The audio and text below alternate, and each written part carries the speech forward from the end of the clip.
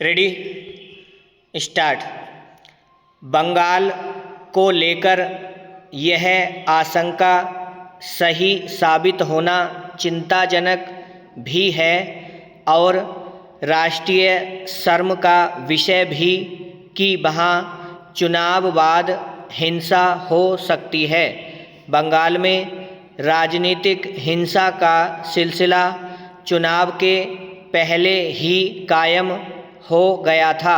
राज्य में हिंसा की अनेक घटनाएं चुनाव के दौरान भी देखने को मिली और अब चुनाव समाप्त हो जाने के बाद भी देखने को मिल रही हैं।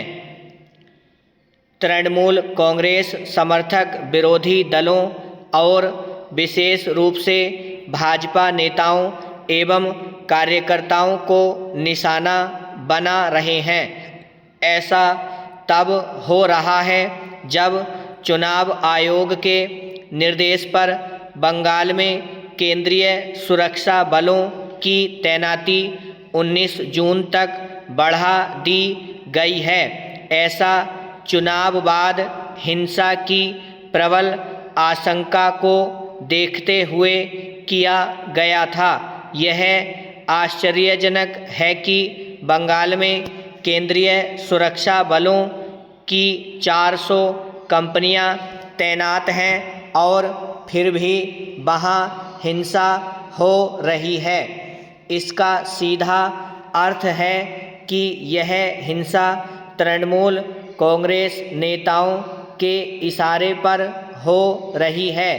हैरानी नहीं कि अराजक तत्वों और बंगाल पुलिस का मौन समर्थन हासिल हो।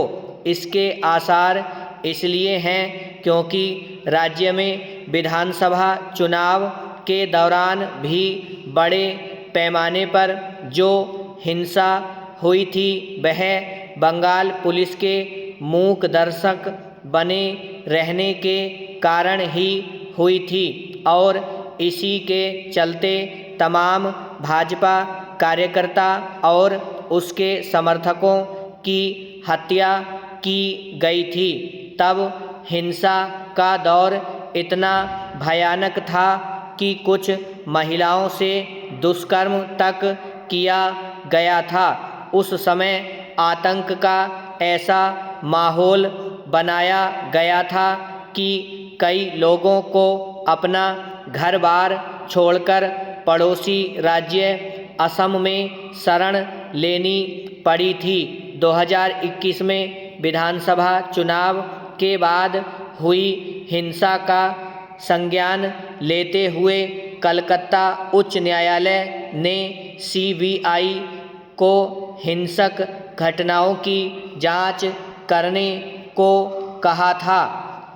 इस जांच के दौरान तृणमूल कांग्रेस के अनेक नेताओं को गिरफ्तार किया गया था, लेकिन ऐसा लगता है कि यह कार्रवाई भी तृणमूल कांग्रेस के अराजक तत्वों के दुस्साहस का दमन नहीं कर सकी। इसका प्रमाण 2023 में पंचायत चुनाव के दौरान हुई भीषण हिंसा से मिला था, जिसमें 40 से अधिक लोगों की जान गई थी।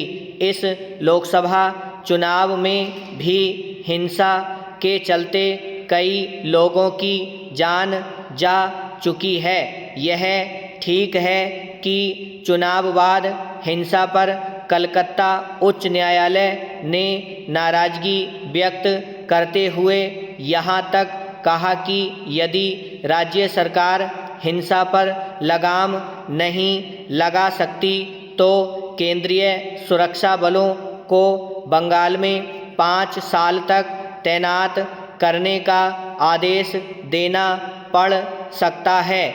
उच्च न्यायालय की इस कठोर टिप्पणी के बाद भी ममता सरकार की सेहत पर शायद ही कोई असर पड़े, क्योंकि वह सारा दोष विरोधी दलों पर मढ़ देती है। ब्रह्म।